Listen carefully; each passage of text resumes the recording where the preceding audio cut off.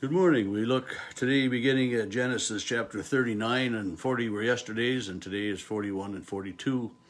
We'll see how much of that we get through. Tomorrow we will look at 43 through 45. So lots of stuff to read and to talk about. But chapter 39 begins with kind of a retelling of the last verse of chapter 37. Now Joseph had been taken down to Egypt, and Potiphar, an officer of the Pharaoh, captain of the guard, had bought him from the Ishmaelites. And that was the last verse of chapter 37. Now the Midianites had sold him in Egypt to Potiphar, an officer of the Pharaoh.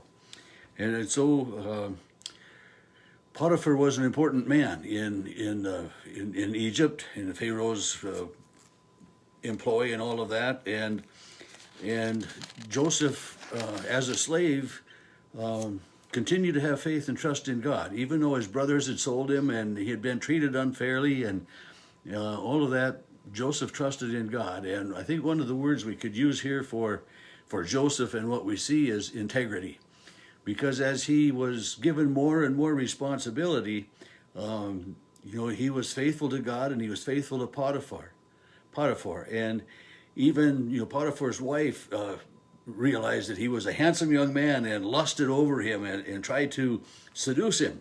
And he said no to her several times. I mean, it says, this happened, over and over and over again. And he kept telling her no. I mean, that he says, your husband has made me, has given me authority over everything in his household. And the only thing is he has excluded from my abilities is you as wife, and she didn't like that. And one day it was just the two of them in the house, and she grabbed his robe and he ran out with, and you think about, in the hot climate there, if he had this outer garment on, he probably didn't have a lot on under it. So as he fled and she had his garment, and then she lied, and she said, he tried to rape her, and she said, "This Hebrew you have." And this was a kind of a racial slur. It was a put down for this Hebrew slave, and that the word Hebrew is used very seldom in the book of Genesis. But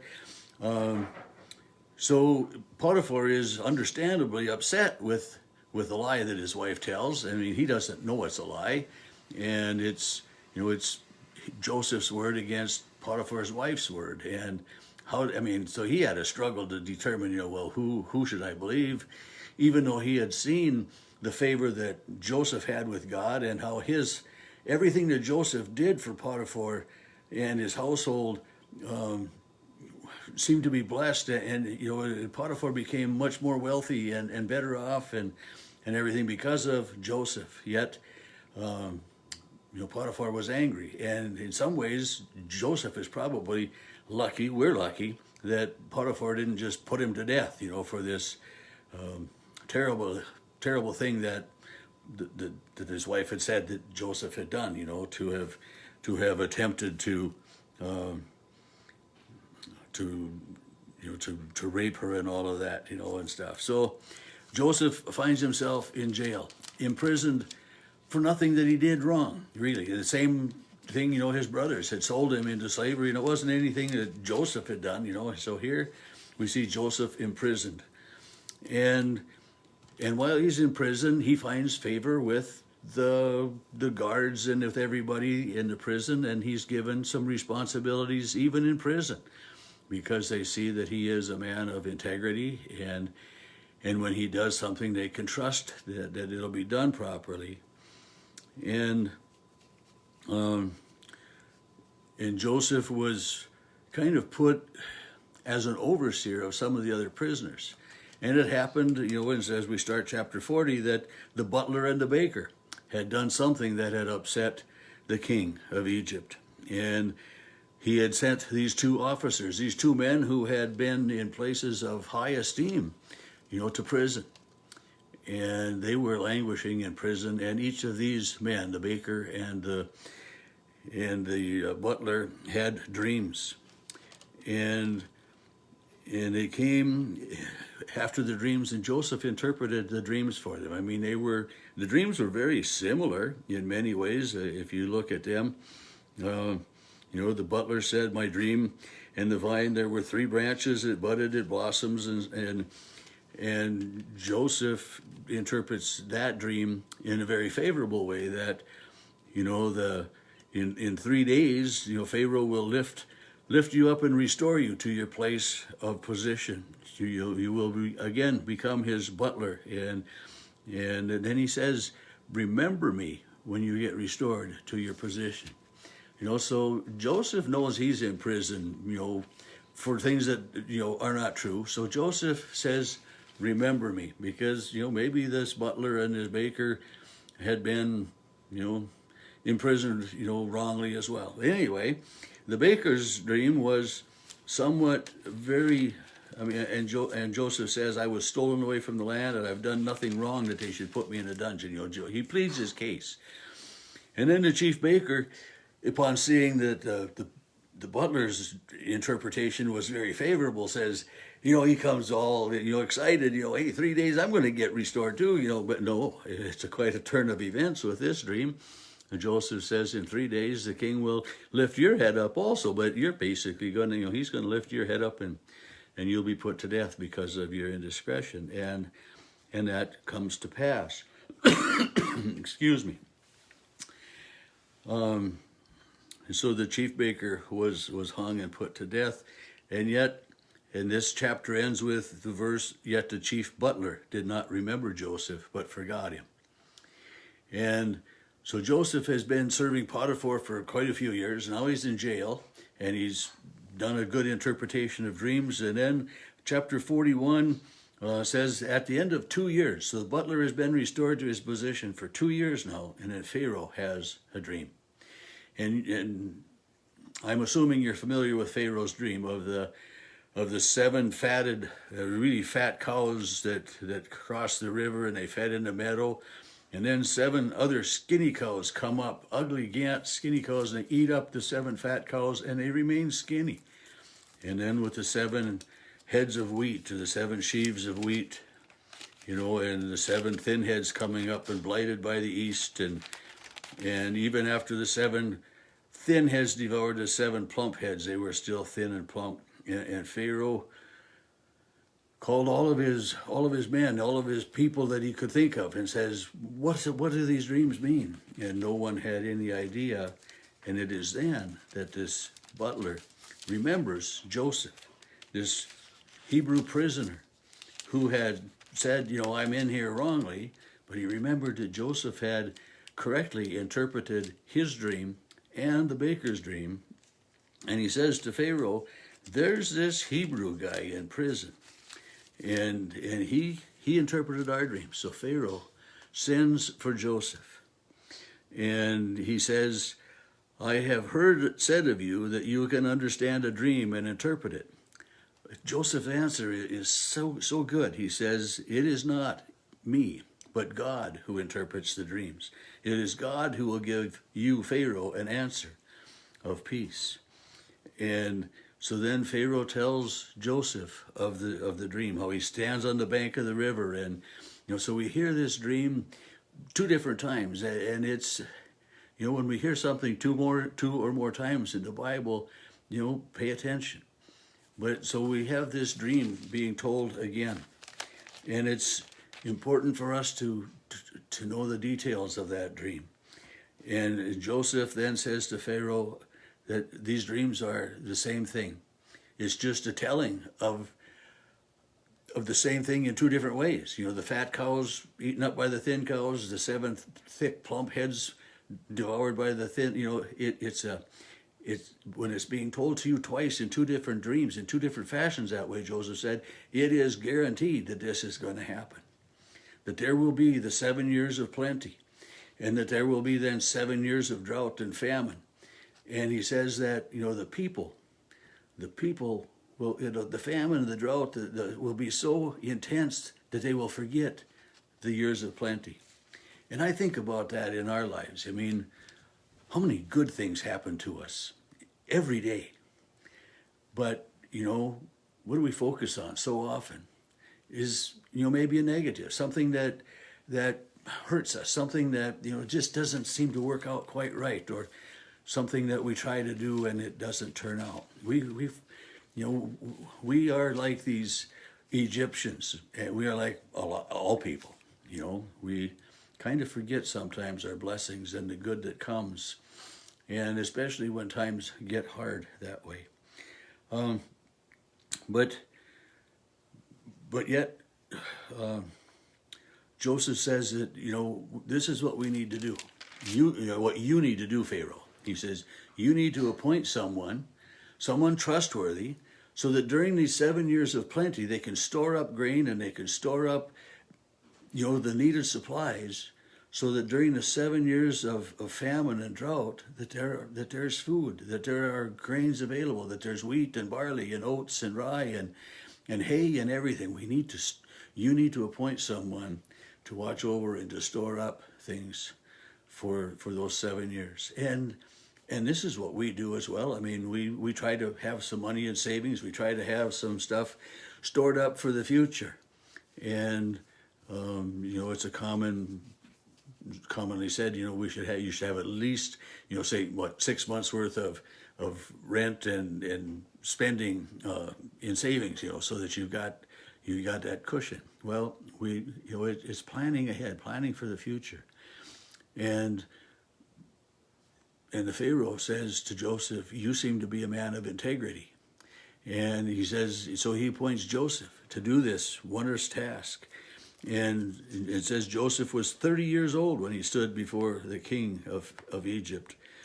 And so if this is 20 years since his brother sold him, he was only about 10 when he got sold into slavery. And I don't know for sure if that works out quite right. But anyway,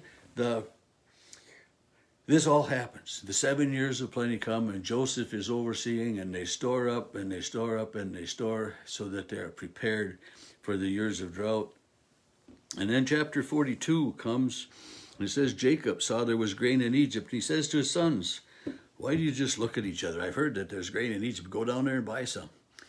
And it says that he sends his 10, so Joseph's 10 brothers went down. And chapter 38 was a interlude there. I mentioned about how 37, they sold Joseph, and 39 again reiterated it.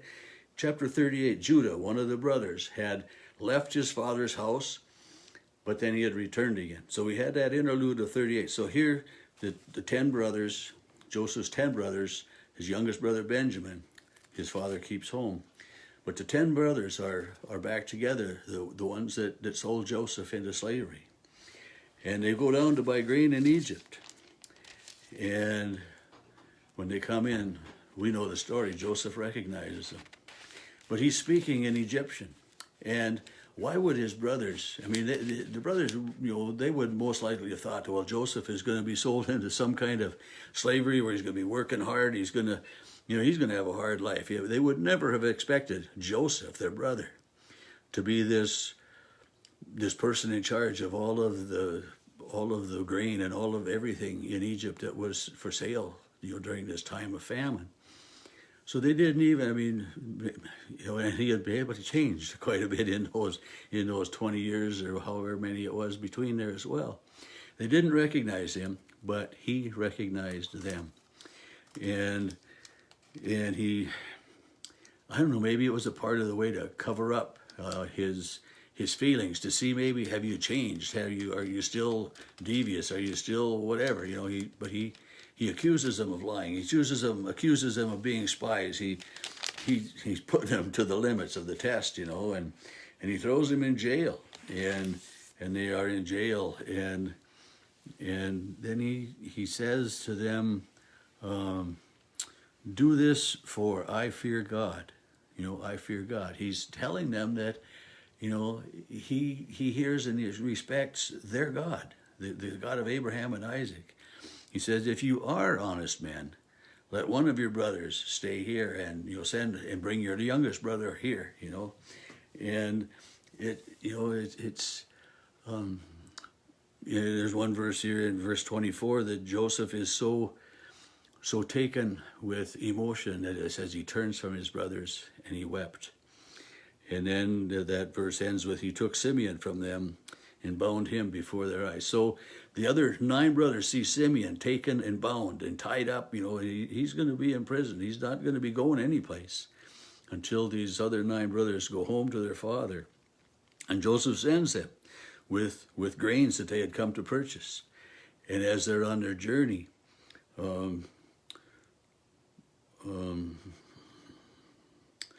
it just says one of them. I was looking to see if it said the name, but one of them opened his sack and saw that not only was the grain there, but his money also was there. And his question, what is this that God has done to us? It's just, they're totally beside themselves with how can this be? How can this, what happened here?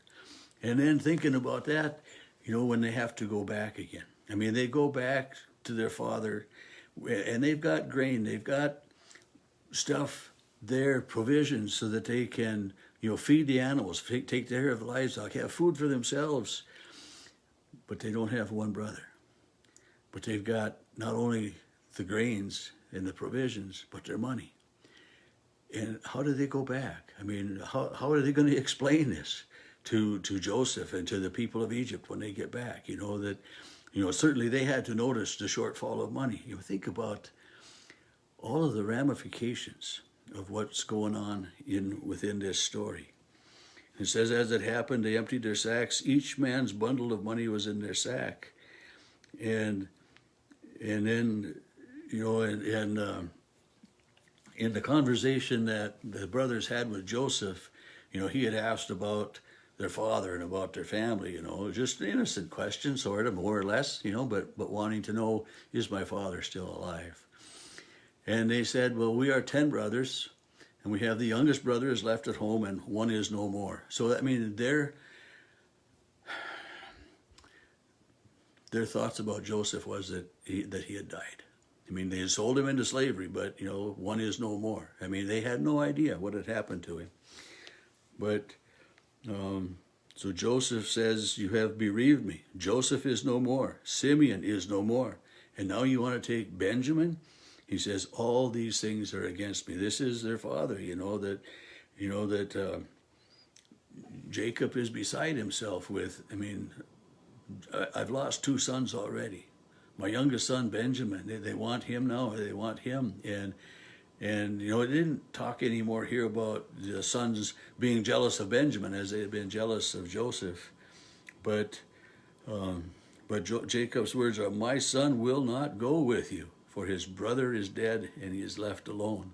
It's just, think of the anguish that Jacob, the father, is going through within all of this. And as we, tomorrow we're going to find out more of the story again as well, but the heartache and everything that's there. And I think about, Joseph, and within the story, part of what I skipped over, Joseph has 2 sons, and the first son he names Manasseh, which that word means forgiveness. So in naming his son Manasseh, he is proclaiming that he has forgiven his brothers for selling him into slavery. I mean, there is so much going on and so many different things that you just can't cover them all. But that's enough for today. And remember to count your blessings, remember the good things, and don't focus so much on the negatives.